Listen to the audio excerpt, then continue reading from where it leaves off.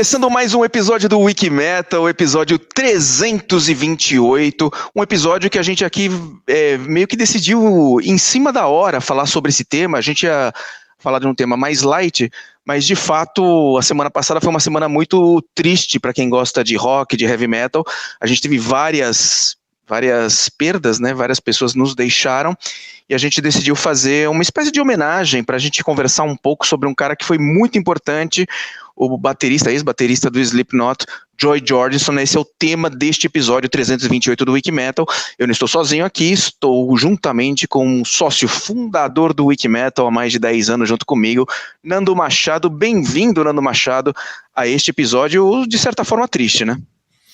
Triste, uma grande perda, né, meu? Um cara que faleceu aos 46 anos. Estamos falando sobre o Joey Jordison, baterista, membro fundador do Slipknot. Um cara muito importante pro heavy metal da segunda metade dos anos 90 em diante. Um cara que fez escola, influenciou muitos e muitos bateristas pelo mundo inteiro, né? Uma pena, realmente. Uma pena grande. Vamos trazer aqui, acho que da nossa redação, talvez a pessoa que seja mais fã de Slipknot, né? A nossa editora-chefe da redação, chefe da redatora, Érica Roumier. Bem-vinda aqui a esse episódio. Eu sei que você está chateada com isso. Aconteceu, acho que no último dia das suas férias, né? No penúltimo dia das suas férias. Sim. Que jeito triste de voltar, né? Nossa, demais. Eu senti muito a perda. E, nossa, assim, o timing, né? Foi o que você falou, uma semana que a gente perdeu tanta gente, mas eu acho que essa foi a que mais me pegou. Foi difícil mesmo. Vamos trazer aqui também, não estamos com o time completo ainda, temos mais duas adições. Uma delas é uma das nossas jornalistas que vem desenvolvendo um trabalho fantástico dentro do Wiki Metal já há um bom tempo e noticiou várias dessas notícias, né, Larissa? Tudo bem, Dude? Tudo bem, é realmente uma das partes mais difíceis, né, pra gente dar esse tipo de notícia, que tem os nossos sentimentos, né, apesar de não ser uma grande, enorme fã de Slipknot, é muito esquisito, né, ver um cara que você escutava na sua adolescência e que a imagem fez tanto impacto na sua vida e aí você vê o cara partindo assim tão cedo. Então, é isso, né, vamos homenageá-lo. Vamos homenageá-lo e, para terminar, para completar o time aqui, vamos trazer ela, a primeira de seu nome, nascida da tormenta, a não queimada, mãe dos dragões, da casa Mad Sound, quebradora das correntes do metal, mãe dos escravos, calice dos Dothraki, rainha de Westeros, dos Ândalos, dos primeiros homens, senhora e protetora dos Sete Reinos, co-apresentadora do Wiki Metal, Gabriela Marchetti. Daniel Distler, essa é a melhor apresentação que eu já vi na minha vida. Meus parabéns, palmas. Nossa senhora, não tenho nem o que falar depois Daniel. Disso tudo. Tava todo mundo aqui no momento tão emotivo, eu fui pega de surpresa, assim, desse jeito. Mas foi duro, né, essa semana, né, Gabi? Foi difícil, né? Sim, uma atrás da outra, né? Uma, assim, acho que, se não me engano, as duas primeiras mortes, que foi a do Joey e a do moço do Metal Church, eles aconteceram no mesmo dia, só que aí a do Joey foi noticiada com um dia depois, né, um dia de atraso, digamos assim, e foi as três, assim, uma atrás da outra, e a gente na redação não estava entendendo nada do que estava acontecendo, né, porque não é comum, já é bastante difícil para todo mundo noticiar uma morte, né, imagine 3, num período de 72 horas, assim. Foi bem complicado, e é isso, né? Uma semana muito triste pra gente e pra todo mundo.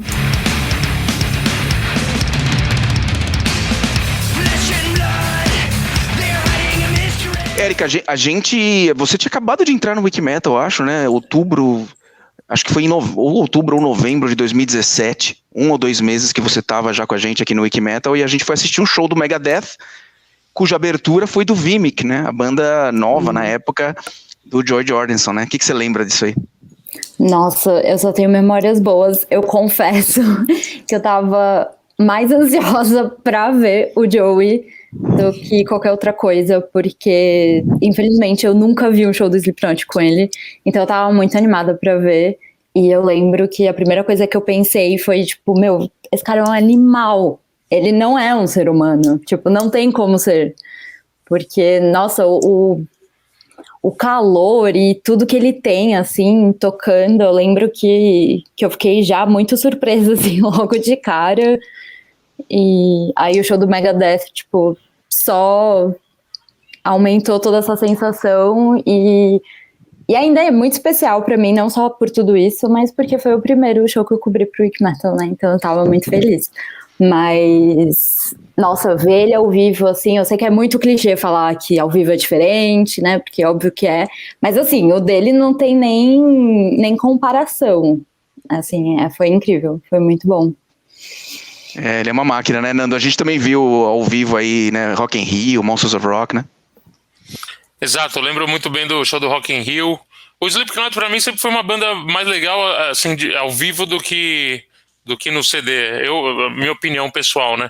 Uma banda que tinha um aspecto visual, o show deles realmente tinha uma pegada, assim, de visual que poucas bandas, eu vi em poucas bandas, né? A iluminação, os fogos, as máscaras, toda a banda, vários integrantes, né, andando pelo palco. Corey Taylor realmente um frontman, assim, acho que dos últimos 20 anos o cara mais legal, talvez, do heavy metal. E a banda, eu acho que é a banda mais importante que apareceu no heavy metal desde, talvez, 95, 96, a segunda metade dos anos 90 pra cá. Nenhuma banda acho que foi tão popular quanto o Slipknot. Eu acho que dessas bandas que surgiram aí do nu metal, chamado nu metal, eles estão, para mim, disparados na frente. E o Joey ajudou a formar esse som, né, a criar esse som diferente do Slipknot, apesar de a gente sentir as influências dele, né? Eu acho que até ele deve ter ouvido muito Sepultura na vida, deve ter ouvido muitas coisas. Ele era muito fã dos bateristas clássicos, né? Ele falava muito do Keith Moon, John Bonham, os caras, né? Buddy Rich. Até acho que tinha um pouquinho de uma pegada de Tommy Lee, por causa daquela questão, daquele lance que ele tocava, a bateria girava, rodando, né? Rodando, que era uma coisa que o Tommy Lee fazia também, do Motley Crue. E ele também falava, lógico, Lars Ulrich, Charlie Benante, Dave Lombardo.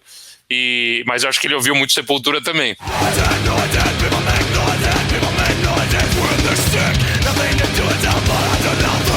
É isso aí. Aliás, você tocou num ponto que eu queria ouvir a opinião da Gabi e da Lari sobre isso, porque para mim uma coisa que ficou muito marcante em 2005, 2006, eu viajei com uma galera e tinha um cara que tocava, era baterista, mas ele é de uma geração atrás da nossa, né, Nando? Ele hoje deve ter uns, sei lá, uns 30 e muitos, 40 anos, mais ou menos assim. Então eu via claramente que para ele, o que, sei lá, o Neil Peart representa pra gente, ou o Mike Portnoy representa pra gente, porque a gente não viu o John Bonham em ação, né? Quando ele morreu, a gente ainda era criança. Mas a gente viu meio que o Neil Peart já tocava quando a gente era muito criança, mas a gente viu todos os anos 80 do Rush, a gente viu os anos 80 e 90 do Mike Portnoy, caras lendários, caras que realmente, ou você citou, né, o Charlie Benante, outros bateristas muito, muito clássicos, muito, muito animais, Igor, né? E eu acho que para essa geração que veio depois da nossa, o George Jordison representa isso. Representa um negócio tipo top, assim, tipo, putz, tem um baterista que eu tenho que escolher, é esse. Ele é um negócio, eu até fiquei meio surpreso de ver assim, porque eu achava legal o Slipknot e tudo mais, mas eu não consegui colocar ele no mesmo patamar desses outros nomes, né? E eu vejo que é uma questão geracional, que tem outras pessoas que acham que é até mais, de repente. Ele chegou no status de super-herói, né? Eu chamo de status super-herói, quando você vê o cara e ele parece fora do normal, né? E com certeza ele tem esse status para muita, muita gente. A gente viu a galera lamentando muito nas redes sociais quando ele faleceu. Apesar dele já ter saído do Slipknot há um tempo, né? Ele continuava sendo o batera do Slipknot. Vai ser sempre, né? O batera do Slipknot, né? Sim, e é interessante porque o Nando comentou sobre o Lars Ulrich, que foi provavelmente uma das maiores influências do Joey durante a carreira, né? E o Joey substituiu o Lars em um show, porque o Lars teve um ataque de pânico ali, uma crise de ansiedade, e ele não conseguia subir no palco de jeito nenhum, e aí ele foi lá e ensaiou as músicas, assim, horas antes do show, e chegou no show e arrebentou. E assim, para um cara fazer isso com uma banda que não era a banda dele, com músicas que ele não estava acostumado a tocar, sabe? Isso tem que ser realmente muito bom, ainda mais com bateria, sabe? Bateria não é, assim, não falando que tocar instrumento é uma coisa simples, porque eu não toco nada, então eu sei que não é simples nem um pouco, nenhum deles. Mas bateria exige muita coisa de você, exige muita coordenação, exige muito ritmo, ela é o instrumento que dá a base pra música, né? Se você não tem a bateria, você não tem nada. E aí o cara vai lá e ele sobe no palco e ele substitui um dos ídolos dele, super, assim, naturalmente, assim, durante 98% do show. E eu acho que realmente não tem como negar que, além de ser uma influência, né, para as novas gerações e até para, sei lá, para os novos bateristas, é porque era bom. O cara era realmente muito bom. Ele sabia o que estava fazendo, né, eu acho.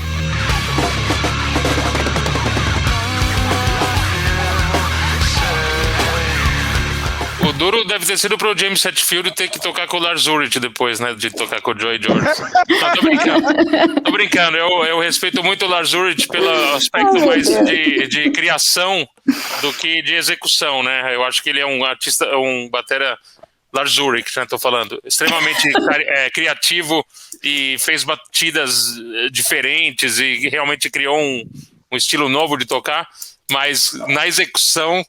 Esses caras mais, né, tipo, até você fala Eloy Casagrande, ou o próprio Dave Lombardo, Charlie Benante, Joey Jordison, né, perto do Lars Ulrich, dá um pouco de pena do Lars, apesar do Lars ter toda a sua importância e todo o nosso respeito, sem dúvida, né. O James falando assim, a crise passou, Lars? Tem certeza?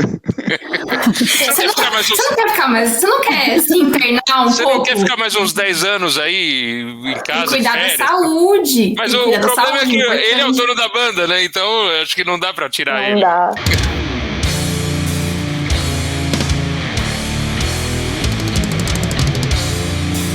Mas esse foi um dos comentários nessa matéria.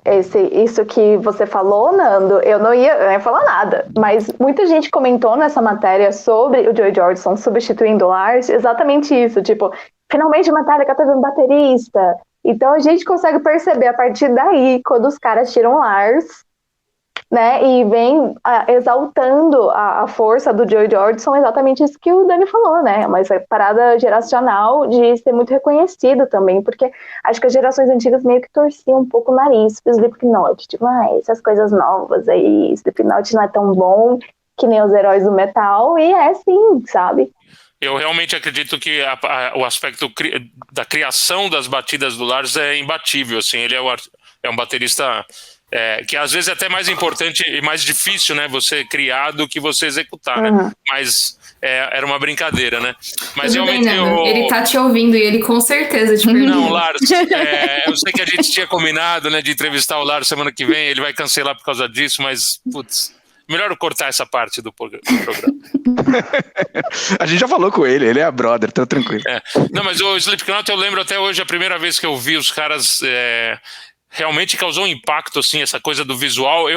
Eles deram um passo além, né, de tudo que a gente tinha visto antes, desde Kiss, com aqueles, né, com as explosões e maquiagem, ou o Black Sabbath com a parte do filme de terror, coisas que a gente sabe que o heavy metal sempre teve, mas o Slipknot eu fiquei com medo. A primeira vez era barra pesada, meu. E eles realmente têm uma coisa triste da história da banda, né? Que é uma banda... A gente fala que é uma banda nova, mas já tem quase mais de 25 anos de banda, né? Mas eles já é a segunda tragédia, né? É uma pena. O Paul Gray também, o baixista da banda, era um cara importante para eles, morreu assim de uma forma super triste. E agora o Joey Jordison, apesar de não ser mais o batera, também faleceu. Uma tragédia, né, meu, que acompanha essa banda. Muito triste isso. Sim, e é muito triste pensar que os dois são cofundadores da banda. Tipo, junto com o Joey Jordison, Paul Gray e o Clown foram quem criaram, assim, basicamente, o Slipknot do zero. Então é muito triste pensar que 2 das 3 pessoas que criaram a banda e que criaram toda essa oportunidade foram embora de um jeito tão trágico e tão cedo, né?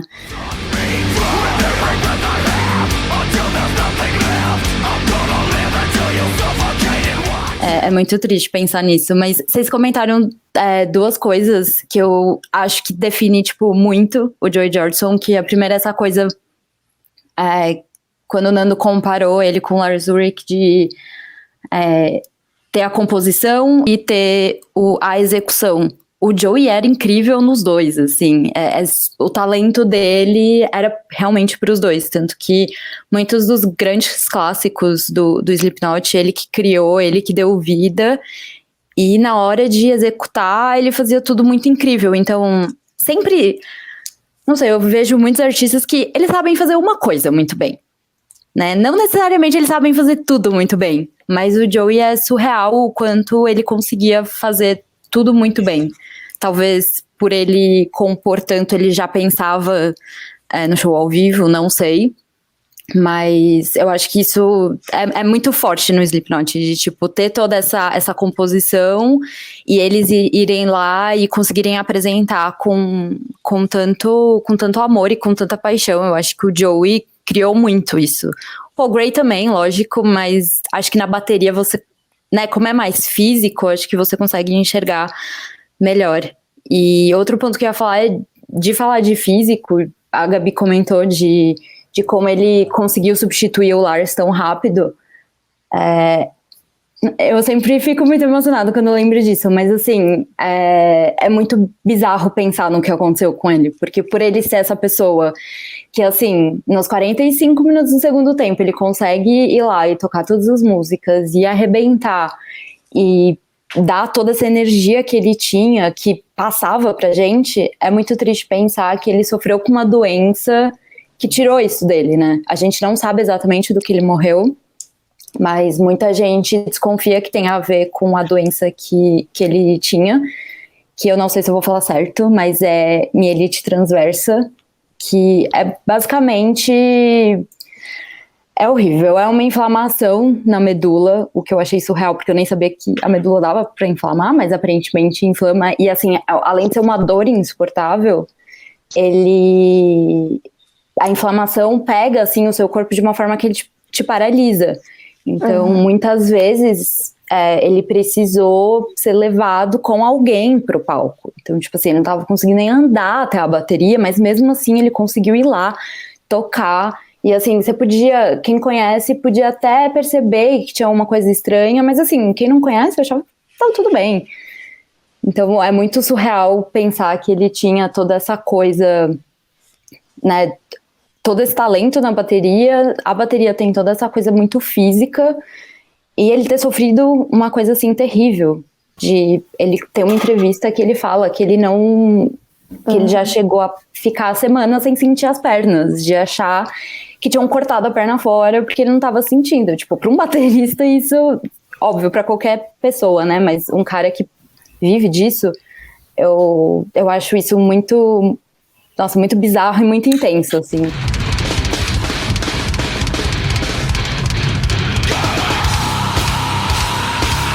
Eu morro de medo disso, mas acontece muito, sei lá, quando a pessoa chega no auge da carreira dela ou da fama e ela começa a perder tudo aquilo de um jeito. E isso que a Erika tava falando, e até um comentário que o Nando fez, né, dele ser um super-herói, assim, da bateria, me lembrou, é um comentário mais lúdico, mas me lembrou um livro que eu tô lendo agora, coincidentemente, se chama Canção de Aquiles, e é sobre...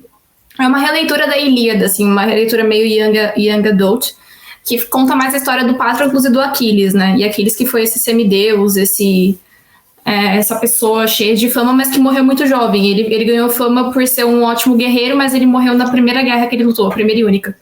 E no livro eles comentam, tem uma cena que eles estão falando e Aquiles vira pro Patroclus e ele fala, me nomeia um herói que foi feliz. Tipo, os heróis gregos, né? Os grandes heróis gregos. E o Patroclus não consegue, porque todos eles tinham muitas histórias muito trágicas. Tipo, uns enlouqueceram, outros mataram alguém da própria família, outros morreram, outros perderam... Nanã. E aí o Aquiles vira pra ele e fala, os deuses não deixam uma pessoa ter fama e ser feliz ao mesmo tempo. E eu achei, tipo, uma quote muito, muito pesada, porque a gente consegue... Eu sei que isso tá citado... numa época assim muito antiga, muito anterior a todos nós, mas a gente consegue trazer isso para os dias de hoje e pensar, tipo, né, cara, quantas pessoas que têm fama e dinheiro e fortuna e elas têm 1 milhão de problemas. Agora eu trago a pergunta: vocês conhecem algum famoso que é feliz? Trust in all of me. no esporte, teve exemplos aí nas Olimpíadas, de pessoas extremamente bem-sucedidas, que você fala, nossa, ela tem tudo, conseguiu tudo. O Chris Cornell, para mim, é o exemplo perfeito do que a Gabi falou, de um cara que tinha tudo, né, meu? O cara, maior voz da música, sucesso, Soundgarden estava voltando, fazendo show sold out. Lógico, tem a questão dos remédios, do vício, tudo isso que piora muito, mas a questão de saúde mental é muito séria. Eu acho que existem, né, pessoas extremamente bem-sucedidas que conseguem lidar com a fama e acabam conseguindo, né, um equilíbrio, mas realmente é difícil. Você tem que ter uma boa formação, você tem que ter um bom acompanhamento, você tem que ter disciplina, você tem que saber a hora de parar, né, a hora de tirar um tempo de folga para você ter pessoas em volta também que ajudam a manter esse equilíbrio, os pés no chão, né? Então, acho que, lógico, existem pessoas bem-sucedidas que são extremamente bem-sucedidas, felizes, mas é uma questão interessante, né? Você pensar que as pessoas sonham a vida inteira em conseguir uma coisa, quando conseguem, parece que não rola, né?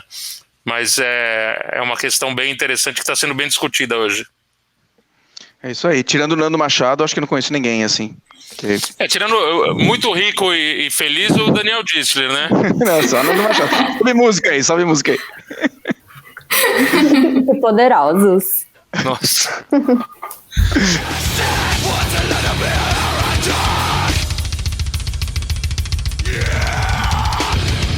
A Erika comentou da doença que o Joey teve, que foi a mielite transversa, que foi a doença que acabou tirando ele do Slipknot, né? E, tipo assim, teve um caso muito curioso dele comentando que ele ficou um tempão no hospital e ninguém sabia o que ele tinha, nem ele sabia o que ele tinha, e que ele recebeu a notícia da demissão dele por e-mail do Slipknot. E nem eles sabiam, né, o que tinha acontecido. E foi uma história que me chocou bastante, na verdade, porque eu fiquei pensando comigo, tipo, mano, seus amigos de longa data, os caras vão te visitar no hospital pra descobrir o que você tem, sabe? Eu fiquei meio... O que aconteceu? É que eu acho que rolou uma coisa meio, tipo... como no último show que eles tinham feito antes dele ir pro hospital, ele não tava muito bem, tipo, não conseguia ficar de pé direito, não tava conseguindo tocar direito, eles ficaram, tipo... Acho que ele tá com um problema, ou... Eles nunca falaram, né, mas... especificamente qual o problema eles imaginaram, mas eles imaginaram que ele tinha alguma coisa com bebida ou com drogas, e falaram, tipo, a gente não pode ter esse tipo de problema mais na banda, o que é meio chato, né, porque é isso que você falou, tipo, vai visitar, vai entender direito, né, principalmente o cara que foi um dos fundadores do grupo, isso eu achei meio estranho, mas acho que pelo visto depois eles... Né, depois que descobriu a doença e tudo, acho que eles se resolveram, até porque, assim, eles ficaram meio que, assim, de bem, voltaram a ser amigos depois de tudo isso, mas é muito estranho, né, você pensar, tipo, o cara tá internado e você manda um e-mail falando que ele tá fora da banda, é um pouco estranho. É difícil julgar, né, eu prefiro não...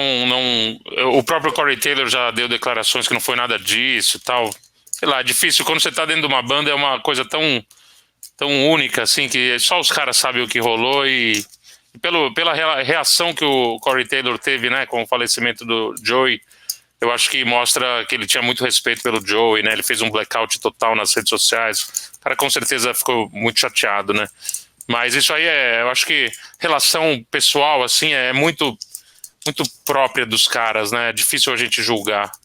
Às vezes os caras estão putos com ele porque realmente achavam que era alguma outra coisa e só foram descobrir o que era depois, né? Não sei.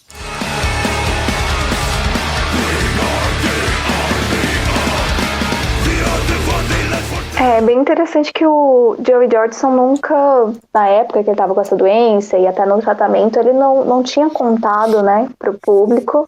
Ele tinha esse medo de parecer que ele estava se vitimizando e pedindo uma empatia, que não era bem o caso, mas o que eu acho bem interessante, dentro de tudo aquilo que a gente conversou sobre saúde mental e tudo mais, principalmente na música, eu acho muito interessante que depois disso, ele ganhou um prêmio de Metal God, lá da Metal Hammer, e aí ele foi falar sobre essa vivência dele, né, sempre também muito respeitosamente falando sobre os Slipknot como grandes irmãos, E ele falou, ele usou essa experiência horrível, que ele falou que não desejava para o pior inimigo, para incentivar as pessoas, porque muitas vezes alguns diagnósticos são muito solitários, né? Você vê, a gente nem sabia que existia isso de mielite transversa, então existem diagnósticos muito mais complexos e muito solitários também, porque a pessoa acha que chega a um ponto que acha que está enlouquecendo, né? Porque não sabe o que está acontecendo com o próprio corpo ou com a própria mente, no caso de quem está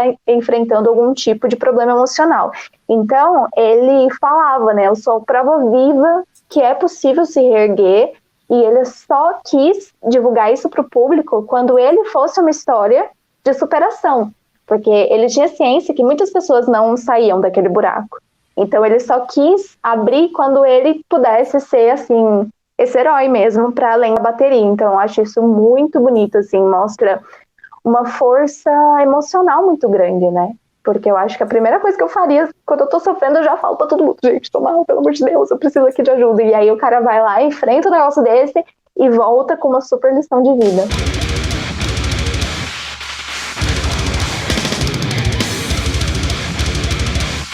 Aí a Erika tá chorando, né? Pausa pra eu chorar um pouquinho. Não tem pausa, não.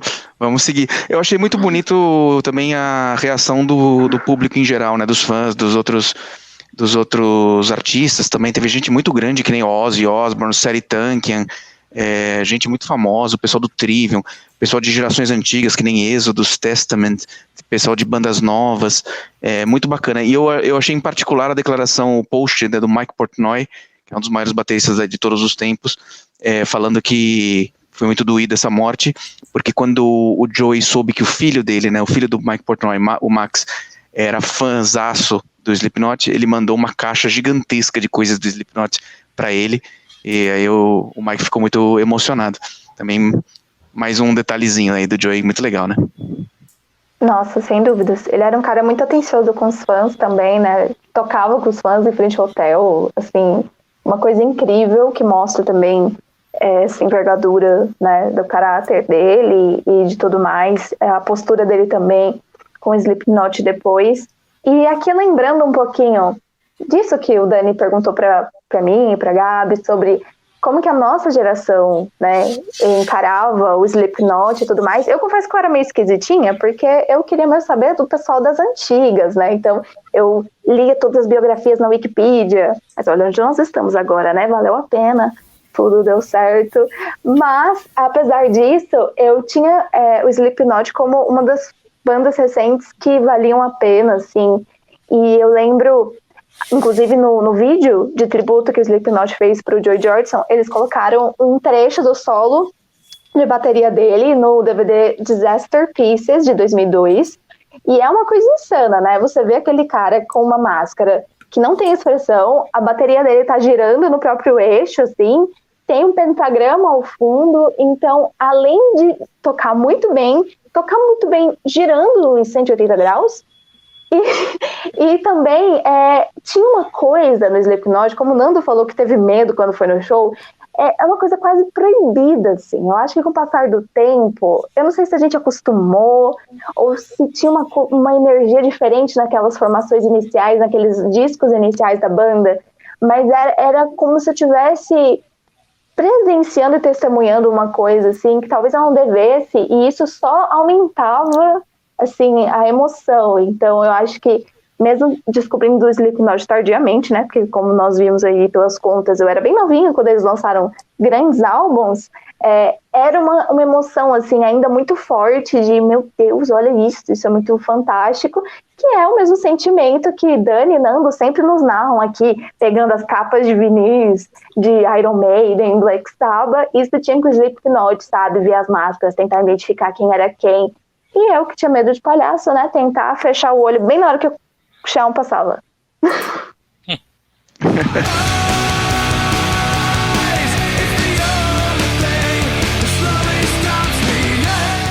Causa uma impressão, né? Você vê, tipo, tanta gente assim com mascarado. Eu acho que eu tava pensando nisso quando o Nando falou dessa questão de ter visto esses caras mascarados no palco. Me dá um sentimento muito de The Purge, assim, aquela franquia de filme, sabe? De pessoas mascaradas que... Eu não sei se veio antes ou depois, eu não sei quando que surgiu The Purge, mas assim... Não sei se o Slipknot veio antes, mas talvez um tenha sido de inspiração pro outro, sabe? Porque tem essa coisa, né, de você não ver o rosto das pessoas causa uma impressão muito grande, ainda mais quando são tantas pessoas no palco, assim. O primeiro grupo de K-pop foi o Slipknot. humor e piada, se a gente tá brincando. Mas uma coisa interessante é que o último show do Joey no Slipknot, que foi o que a Erika mencionou há um tempo atrás, foi aqui no Brasil, né? Foi em 2013. E é muito bizarro, assim. Você tava lá, Nando? Você chegou a ver? É um show que nós. Opa, Nando esse e eu cara aqui estávamos. também tava. Os dois, a dupla infalível. Conta aí pra gente como é que foi. Sonho. Foi incrível. O que o Nando falou um pouquinho também, acho que a gente tava no break aqui, o lance de. Você tá. Aqui assim. O lance de não saber, né? A gente, obviamente, não sabia que aquilo era o último show dele no Slipknot, né? E se soubesse, acho que a gente olharia até com outros olhos, aproveitaria mais, olharia com mais detalhes. Aconteceu a mesma coisa com o Jeff Tate no Queensryche também, foi o último show dele no Brasil também, a gente tava lá também. Então, esses acontecimentos. Tanto, né? Não teria bebido Vocês tanto. são os grandes pé frios do metal, então, é isso. Vocês são os próprios Mick Jaggers. Tinha 50 mil pessoas lá, meu. Vocês nunca mais vão ver um show de metal, os dois juntos, tá? Vocês foram do Linkin Park? Vocês foram no último show do Linkin Park? Fomos. Não, a gente foi em...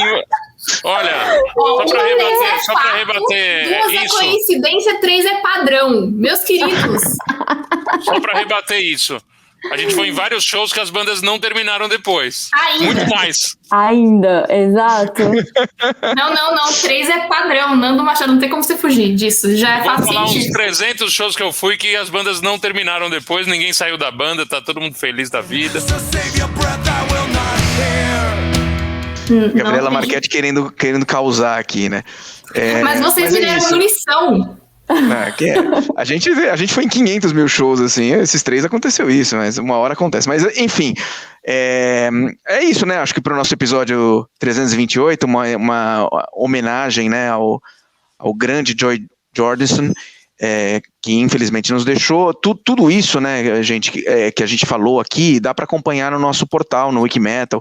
Tem uma matéria falando só sobre as manifestações de pessoas famosas, o que elas, esse negócio que eu contei do Mike Portnoy, o Ozzy, o que ele falou, o Serj Tankian, o Daron, tem um monte de gente falando, o Charlie Benante, e tem a história da música Snuff, de como que o Joy Jordison transformou a música Snuff que o Corey tinha feito não para o Slipknot, e ele conseguiu convencê-lo a que vire uma música do Slipknot. Tem muita coisa legal para acompanhar lá no nosso portal, então sigam a gente aqui não sei onde vocês estão ouvindo, mas se é no Spotify, no Deezer, no YouTube, estão vendo a gente aqui também, assina aí, é gratuito, segue a gente, segue o portal, e é isso, meninas, é isso, Nando? É isso, mais um episódio do Wikimetal. A gente promete trazer notícias mais alegres da próxima vez, mas fica aqui a homenagem ao grande Joy Jordison, esse merece, né? A gente ia falar do aniversário do James Hetfield, esse é o que a gente tinha programado para falar neste episódio, mas isso fica pro ano que vem, né, Erika? A gente fala do James em outra oportunidade, e esse aqui a gente quis homenagear o Joy. Nos vemos daqui a 15 dias, meninas? Daqui a 15 dias. Até lá. Até. Tchau.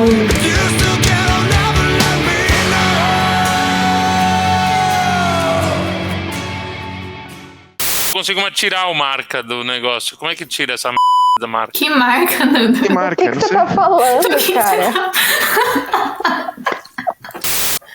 Negócio da marca. Falando sobre o Joey Jordison, baixista não, né? Você viu que as minhas guitarras tudo foram roubadas, meu? O que aconteceu? Eu tava tentando entender o que era isso atrás de você. Eu super achei que você tava num quarto decorado e era o tipo... Também. Eu pensei que fossem pássaros. Pássaros? Eu também. Pássaros? Tá, quando chega coisa boa, você pode mandar pra mim, você sabe meu endereço. Tá? Pra você só cookie, bolo, essas coisas. Mas pode vir junto. Pode você. Quer que eu volte? Tudo bem, não agrega nada. O Daniel, ele aposentou, tá recebendo a aposentadoria dele assim, ó. Vou ficar aqui, ó. Mas então como é que volta? Eu não entendi. Alguém volta aí, qualquer um. Ou quer que eu volte? Você quer que eu Após volte? 328 Volta aí, episódios. Nando. Vocês são os grandes pé frios do metal. Então, é isso. Vocês são os próprios Mick Jaggers. Vocês todo mundo é nunca pé mais frio, vão ver um show de metal, os dois Não. juntos. Vocês Olha, foram a gente- no último show do Linkin Park? Bom,